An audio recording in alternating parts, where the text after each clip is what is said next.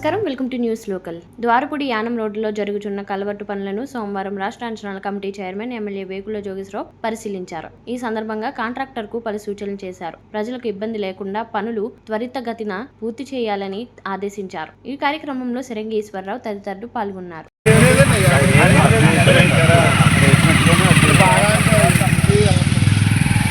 ఇది